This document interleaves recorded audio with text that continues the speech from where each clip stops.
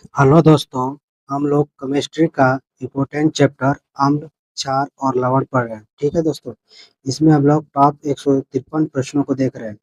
हम लोगों ने 101 तक पूरा कंप्लीट कर लिया है। ठीक है दोस्तों, और हम लोग आज 102 से स्टार्ट करेंगे। ठीक है, तो चलिए हम लोग स्टार्ट करते हैं। हम लोगों ने बायोलॉजी के ये इम्पोर्टेंट क्वेश्चन है, इन सब को कर लिया है। ठीक है दोस्तों, और इन सब की पीडीएफ चाहिए तो हमारे टेलीग्राम पर मिल जाएगी। 102 नंबर क्वेश्चन है हम लोग का। नेहा हाइपर एसिडिटी से पीड़ित है। इससे राहत के लिए निम्न में से कौन सा यौगिक दिया जाता है? तो हाइपरडिटी से पीड़ित व्यक्ति को हम लोग क्या देते हैं?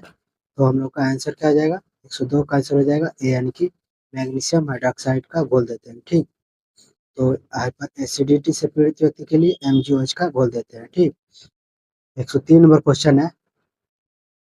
शुक्र ग्रह के गाढ़े सफेद और पीलापन लिए हुए रंग के बादल इनमें से किस अम्ल से बने हैं? तो 103 का आंसर हो जाएगा डी, यानी कि सल्फ्यूरिक अम्ल से बने होते हैं। तो शुक्र ग्रह के जो गाढ़े सफेद पीलापन लिए हुए रंग के बादल होते हैं वो किससे बने होते हैं? तो सल्फ्यूरिक अम्ल से बने होते हैं। 104 नंबर क्वेश्चन है। उस उदासीनीकरण अभिक्रिया के अभिकारकों का अनुमान लगाएं जिसके उत्पाद लिथियम सल्फेट और जल है। तो 104 का आंसर हो जाएगा हम लोग का ए, यानी कि सल्फ्यूरिक अम्ल और लिथियम हाइड्रोक्साइड। तो उदास यानी कि अभिकारकों का लिथियम सल्फेट और जल का उत्पाद क्या करेंगे? तो लिथियम हाइड्रोक्साइड और सल्फ्यूरिक अम्ल का होंगे। ठीक, अभिक्रिया में अभिकारक के रूप में होंगे। तो उदासीनीकरण अभिक्रिया क्या होती है? हम लोग का अम्ल प्लस क्षार बराबर क्या होता है? लवण और जल मिलकर हम लोग का क्या बनते हैं? तो उदासीनीकरण अभिक्रिया होती है। ठीक, 105 नंबर क्वेश्चन है। लवण जल के विद्युत अपघटन द्वारा इनमें से कौन सा उत्पाद उत्पन्न होता है? तो लवण जल के विद्युत अपघटन से कौन सा उत्पाद उत्पन्न होगा? तो 105 का आंसर हो जाएगा डी, यानी कि सोडियम हाइड्रोक्साइड उत्पन्न होगा। ठीक है दोस्तों, 106 नंबर क्वेश्चन है। निम्न में से कौन सा लवण लगभग 7 pH वाला जलीय विलयन उत्पन्न करेगा? हम लोग को बताना है लगभग 7 pH वाला विलयन कौन सा होगा। ठीक, 106 का आंसर हो जाएगा सी, यानी कि केवल थर्ड, यानी कि K2SO4, यानी कि पोटेशियम सल्फेट हम लोग का लगभग 7 pH वाला जलीय विलयन होता है। 107 नंबर क्वेश्चन है। नीचे दिए कथनों पर विचार कीजिए, सही उत्तर का चयन कीजिए। कथन एक है हम लोग का, एक घ्राण सूचक वह समयी होता है जिसकी गंध इस बात पर निर्भर करती है कि इसे अम्ल या क्षारीय विलयन में से किसके साथ मिश्रित किया गया है। कथन दूसरा है, प्याज, लौंग का तेल और वनीला अर्क कुछ घ्राण सूचकों के उदाहरण है। हम लोग को बताना है इनमें से कौन सा दोनों सही है या पहला। आंसर हो जाएगा हम लोग का 107 का आंसर हो जाएगा बी, यानी कि दोनों कथन सत्य है। यानी कि एक घ्राण सूचक एक समयी होती है जिसकी गंध इस बात पर निर्भर करती है कि वह अम्लीय है या क्षारीय होती है। ठीक, दूसरा है प्याज, लौंग का तेल और वनीला, ये घ्राण सूचक के उदाहरण है हम लोग का। ठीक, इसको ध्यान रखिएगा। 108 नंबर क्वेश्चन है। दंत क्षय किस पीएच स्तर पर शुरू होता है? तो बताना है हम लोग का दंत क्षय किस स्तर पर, पीएच क्या होता है, स्तर पर शुरू होता है दंत क्षय। तो 108 का आंसर हो जाएगा सी, यानी कि 5.5 से कम पीएच पर क्या होता है? दंत क्षय होने लगता है। 109 नंबर क्वेश्चन है। बाबू एक प्रकनली में तनु नाइट्रिक अम्ल की कुछ मात्रा लेता है और प्रकनली में 70 डिग्री सेल्सियस पर लगभग 10 मिनट तक गर्म करता है। नाइट्रिक अम्ल के पीएच पर इसका क्या प्रभाव हो पड़ेगा? 109 का आंसर हो जाएगा बी, यानी कि घटेगा वो। 110 नंबर क्वेश्चन है। निम्न को सुमेलित कीजिए। तो 110 का आंसर क्या हो जाएगा हम लोग का?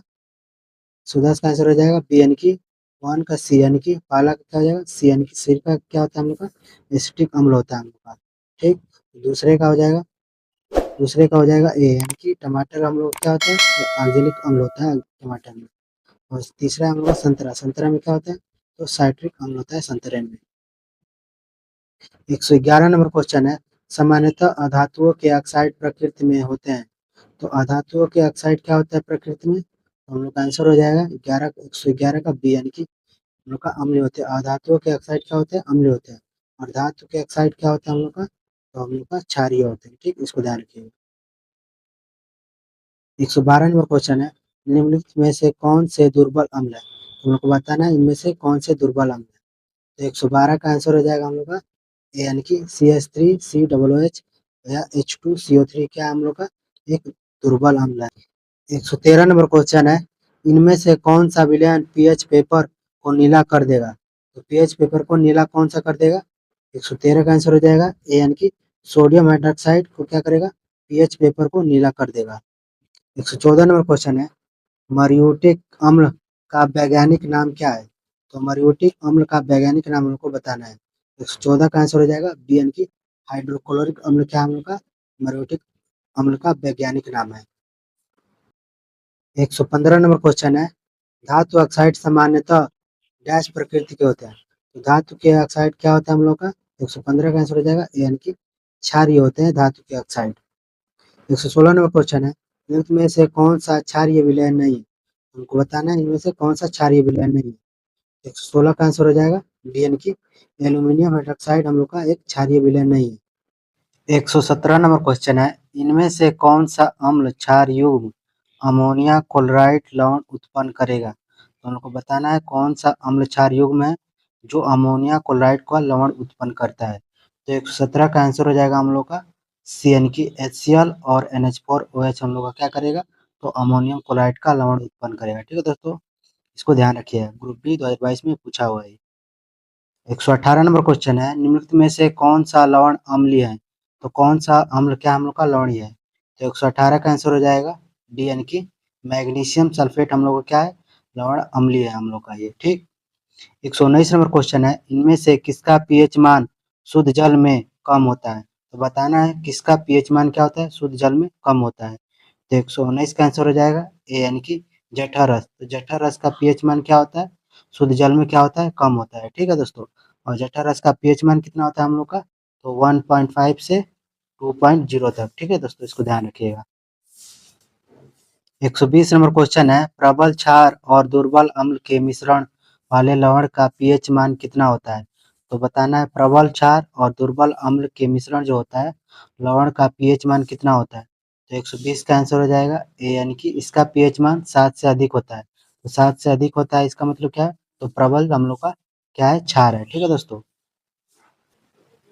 121 नंबर क्वेश्चन है, नीचे दिए गए कथनों पर विचार कीजिए और सही उत्तर का चयन कीजिए। हम लोग को कथन 1 और 2 दिया है। ठीक। तो प्रबल अम्ल और प्रबल क्षारक के लवण उदासीन होते हैं और उनका पीएच मान 7 होता है। दूसरा है प्रबल अम्ल और दुर्बल क्षारक के लवण अम्लीय होते हैं और उनका पीएच मान 7 से कम होता है। तो इन दोनों में हम लोग का कौन सा सही हो जाएगा। ठीक। तो बताना है हम लोग का 121 का आंसर हो जाएगा डी यानी कि हम लोग का दोनों कथन क्या है, सत्य है। ठीक। तो प्रबल अम्ल और प्रबल क्षारक के लवण क्या होते हैं, उदासीन होते हैं और उनका पीएच मान कितना होता है, 7 होता है। उदासीन हम लोग का लवण का पीएच मान कितना होता है, 7 होता है। और प्रबल अम्ल और दुर्बल क्षारक के लवण क्या होता है, तो अम्लीय होते हैं। ठीक। क्यों, किसमें, क्योंकि प्रबल अम्ल है हम लोग का ज्यादा सबसे क्या अम्ल है, इसलिए हम लोग का लवण क्या होगा, अम्लीय होगा। और उनका पीएच मान क्या होता है, तो 7 से कम होता है। हम लोग का अम्लीय का पीएच मान क्या होता है, 7 से कम होता है। ठीक। इसको ध्यान रखिएगा, ग्रुप डी 2022 में पूछा हुआ है ये भी। 122 नंबर क्वेश्चन है, अम्लीय वर्षा का पीएच मान डैश से कम होता है। तो अम्लीय वर्षा का पीएच मान कितने से हम लोग का कम होता है। तो 122 का आंसर हो जाएगा ए यानी कि 5.6 से हम लोग का कम होता है अम्लीय वर्षा के लिए। 123 नंबर क्वेश्चन है, नीचे दिए कथनों पर विचार कीजिए और सही उत्तर का चयन कीजिए। तो कथन है हम लोग का पहला है, पीएच में पी जर्मन भाषा में पोटेंज को निरूपित करता है जिसका अर्थ शक्ति है। ठीक। और दूसरा हम लोग का पीएच पैमाने स्केल पर हम सामान्यतः 0 से 16 तक पीएच माप सकते हैं। हम लोग का 123 का आंसर हो जाएगा सी यानी कि कथन 1 सत्य है और कथन 2 हम लोग का क्या है, असत्य है। ठीक। तो पीएच में पी जर्मन भाषा में क्या होता है, तो पोटेंज होता है, निरूपित करता है, और जिसका अर्थ क्या होता है हम लोग का शक्ति होता है। ठीक। हम लोग का पहला सही है और दूसरा गलत है। ठीक। तो हम लोग का 123 का आंसर हो जाएगा सी। 124 नंबर क्वेश्चन है, एक्स एक जलीय विलयन है जिसका पीएच 2.6 है, यह दर्शाता है कि विलयन का है। तो हम लोग का 124 का आंसर हो जाएगा डी यानी कि प्रबल अम्लीय प्रकृति का है। तो प्रबल अम्लीय प्रकृति का ये क्या दर्शा रहा है, तो इसका पीएच मान क्या हो जाएगा, 2.6 होगा। ठीक। 125 नंबर क्वेश्चन है, निम्नलिखित में से किस विलयन का हाइड्रोजन आयन सांद्रण सर्वाधिक है। तो बताना है किस विलयन का हाइड्रोजन आयन क्या है, सर्वाधिक है हम लोग का। तो 125 का आंसर हो जाएगा डी यानी कि pH4। तो pH4 में क्या हो जाएगा, हाइड्रोजन आयन सांद्रण क्या है, अधिक है। ठीक, तो हाइड्रोजन आयन सांद्रण का मतलब क्या होता है, अम्लीय, यानी कि हम लोग का ये अम्लीय बहुत है। ठीक दोस्तों, अधिक है, अम्लीय। 126 नंबर क्वेश्चन है, यदि नदी के पानी का पीएच मान डैश हो तो उसके पानी को अम्लीय अपशिष्ट से प्रदूषित माना जाता है। तो 126 का आंसर हो जाएगा डी यानी कि 7 से कम। तो यदि नदी के पानी का पीएच मान क्या हो, 7 से कम हो, तो उसके पानी को अम्लीय अपशिष्ट के रूप में माना जाएगा। ठीक, 127 नंबर क्वेश्चन है, नींबू के रस का पीएच मान लगभग होता है, तो बताना है नींबू के पीएच मान कितना होता है। तो 127 का आंसर हो जाएगा बी यानी कि लगभग 2 होता है। ठीक, एनटीपीसी में पूछा है 2020 में ये। 128 नंबर क्वेश्चन है, किसी विलयन में हाइड्रोजन आयन सांद्रता पैमाने पर क्या है। तो 128 का आंसर हो जाएगा सी यानी कि पीएच पैमाना है। तो हाइड्रोजन आयन सांद्रता क्या है हम लोग का, तो पीएच पैमाना है। 129 नंबर क्वेश्चन है, लाल पत्ता गोभी एक प्राकृतिक सूचक है जो अम्ल या क्षार के साथ मिश्रित होने पर अलग रंग उत्पन्न करता है। इसे किसी क्षारीय विलयन के साथ मिलाए जाने पर परिवर्तित रंग की पहचान कीजिए। तो 129 का आंसर हो जाएगा ए यानी कि नीला हरा हो जाएगा हम लोग का। ठीक, 130 नंबर क्वेश्चन है, निम्नलिखित में से कौन सा नीले लिटमस को लाल कर देता है। तो 130 का आंसर हो जाएगा ए यानी कि सिरका क्या करेगा, तो नीले लिटमस को लाल कर देगा। ठीक है दोस्तों, तो ये क्या हम लोग का अम्ल है। ठीक, तो हम लोग क्या करता है, तो नीले लिटमस को लाल कर देता है। ठीक, इसको ध्यान रखिएगा। 131 नंबर क्वेश्चन है, निम्नलिखित में से कौन सा अम्ल क्षारक सूचक नहीं है। तो बताना है इसमें से अम्ल क्षारक सूचक नहीं है। तो 131 का आंसर हो जाएगा हम लोग का बी यानी कि स्टार्च पेपर हम लोग का अम्ल क्षारक सूचक नहीं है।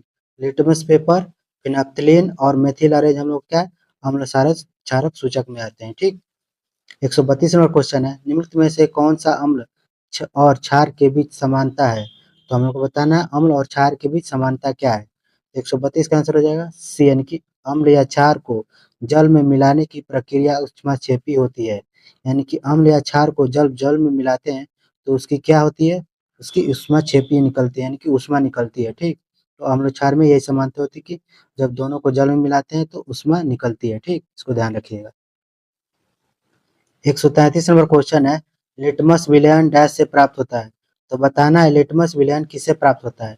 तो 133 का आंसर हो जाएगा सी यानी कि लाइकेन से। तो लाइकेन से हम लोग को क्या प्राप्त होता है, तो लिटमस प्राप्त होता है। 134 नंबर क्वेश्चन है, इनमें से कौन सा उभयधर्मी ऑक्साइड है। तो बताना है उभयधर्मी ऑक्साइड कौन सा है। 134 का आंसर हो जाएगा डी यानी कि जेडेनो। तो जेडेनो हम लोग का क्या है, तो हम लोग का उभयधर्मी ऑक्साइड है। जेडेनो Al2O3 हम लोग का क्या है, ये भी हम लोग का उभयधर्मी है। ठीक, तो Al2O3 जेडेनो हम लोग का उभयधर्मी, इसको ध्यान रखिएगा। 135 नंबर क्वेश्चन है, निम्न में से कथन सही है। तो हम लोग को बताना है इनमें से कौन सा कथन सही है। तो लार का पीएच मान 6.2 से 8 होता है। दूसरा है हम लोग का शुद्ध रक्त का पीएच मान 7.35 से 7.45 तक होता है। और शुद्ध जल का पीएच मान 9 होता है। ग्रुप डी 2022 में पूछा हुआ है। ठीक, तो 135 का आंसर हो जाएगा हम लोग का क्या हो जाएगा, बी यानी कि केवल बी हम लोग का सही है। ठीक, तो शुद्ध रक्त का पीएच मान लो कितना होता है, तो 7.35 से हम लोग का 7.45 तक होता है। ठीक, इसको ध्यान रखिएगा। और सारे क्वेश्चन कहीं ना कहीं इंपॉर्टेंट है। ठीक है दोस्तों,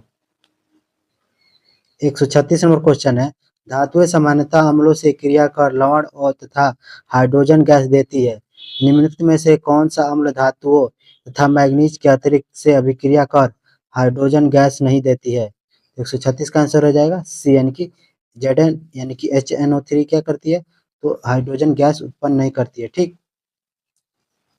137 नंबर क्वेश्चन है, एक्वारेजिया का संयोजन है। तो बताना है एक्वारेजिया का संयोजन कौन सा है हम लोग का इन चारों में से। तो 137 का आंसर हो जाएगा सी यानी कि सांद्र HCl और सांद्र HNO3। तो सांद्र HCl का हम लोग का क्या होता है, 3 होता है, और सांद्र HNO3 का हम लोग का 1 हो जाएगा। तो इसका अनुपात कितना हो जाएगा, HCl और HNO3 का अनुपात 3:1 होता है। ठीक, तो इसको ध्यान रखिएगा, इंपॉर्टेंट है। 138 नंबर क्वेश्चन है, तीन चिन्हित प्रखनलियाँ ए बी सी में क्रमशः सांद्र HCl, सांद्र HNO3 तथा सांद्र एवं सांद्र HNO3 का 3 संबंधी एक में मिश्रण है। प्रत्येक के 2 ml लिए गए। प्रत्येक प्रश्नावली में धातु का एक टुकड़ा डाला गया। प्रश्नावली ए और बी में कोई परिवर्तन नहीं हुआ, परंतु प्रश्नावली सी में धातु घुल गई धातु हो सकती है। तो हम लोग की बतानी है प्रश्नावली सी में कौन सी धातु हो सकती है। तो 138 का आंसर हो जाएगा डी यानी कि प्लेटिनम। देखिए प्लेटिनम हम लोग की प्रश्नावली सी में धातु है, ठीक, इसलिए वो क्या होती है, घुल जाती है, ठीक। 139 नंबर क्वेश्चन है, सभी अम्ल धातुओं के साथ अभिक्रिया करके डैश गैस उत्पन्न करते हैं। 139 का आंसर हो जाएगा बी यानी कि हाइड्रोजन। यानी कि अम्ल धातुओं के साथ अभिक्रिया करके क्या देता है, तो हाइड्रोजन उत्पन्न करता है, ठीक। 140 नंबर क्वेश्चन है, जब तक जस्ता धातु के टुकड़े को हाइड्रोक्लोरिक अम्ल में रखा जाता है तो डैश गैस उत्पन्न होती है। 140 का आंसर हो जाएगा बी यानी कि हाइड्रोजन गैस। यानी कि जब तक जस्ता धातु के टुकड़े को हाइड्रोक्लोरिक अम्ल में रखा जाएगा तो हम लोग का क्या हो जाएगा, तो हाइड्रोजन गैस उत्पन्न होगा। 141 नंबर क्वेश्चन है, मैग्नीशियम मिल्क का प्रयोग किस प्रकार किया जाता है। तो मैग्नीशियम मिल्क का प्रयोग किस प्रकार किया जाता है। तो 141 का आंसर हो जाएगा ए यानी कि घुट्टी यानी कि लैक्सेटिव यानी कि उल्टी, यानी कि उल्टी आने पर हम लोग का क्या करते हैं, तो मैग्नीशियम मिल्क का घोल हम लोग पीते हैं, ठीक। 142 नंबर क्वेश्चन है, संतरे में कौन सा अम्ल पाया जाता है। तो बताना है संतरे में कौन सा अम्ल पाया जाता है। तो आप लोग आंसर साथ में देते चलिएगा ताकि आप लोग का रिवीजन भी होते चलेगा, ठीक है दोस्तों। तो 142 का आंसर हो जाएगा हम लोग का डी यानी कि सिट्रिक अम्ल। तो संतरे में कौन सा अम्ल होगा, तो सिट्रिक अम्ल होगा। 143 नंबर क्वेश्चन है, जब दूध खट्टा हो जाता है तो डैश का उत्पादन होता है। तो दूध खट्टा हो जाता है तो किसका उत्पादन होता है, तो 143 का आंसर हो जाएगा बी यानी कि लैक्टिक एसिड का उत्पादन होता है। 144 नंबर क्वेश्चन है, दही में कौन सा अम्ल पाया जाता है। तो बताना है दही में कौन सा अम्ल पाया जाता है। तो 144 का आंसर हो जाएगा बी यानी कि लैक्टिक अम्ल पाया जाता है दही में। 145 नंबर क्वेश्चन है, टार्टरिक एसिड किसका एक घटक है। तो हम लोग का टार्टरिक एसिड किसका एक घटक है, तो बेकिंग पाउडर का एक घटक है, ठीक। 146 नंबर क्वेश्चन है, निम्न में से किसमें सर्वाधिक मात्रा में सिट्रिक अम्ल होता है। तो बताना है सिट्रिक अम्ल किसमें होता है सबसे ज्यादा। तो 146 का आंसर हो जाएगा सी यानी कि नींबू में हम लोग का सिट्रिक अम्ल पाया जाता है। 147 नंबर क्वेश्चन है, अम्ल में वृद्धि होने के कारण मांसपेशियों में ऐंठन आ जाती है। तो 147 का आंसर हो जाएगा बी यानी कि लैक्टिक अम्ल। यानी कि लैक्टिक अम्ल में वृद्धि हो जाएगी शरीर में तो हम लोग को मांसपेशियों में ऐंठन आने लगती है। 148 नंबर क्वेश्चन है, इनमें से कौन सा सही मिलान नहीं है। हम लोग का कौन सा मिलान सही नहीं है।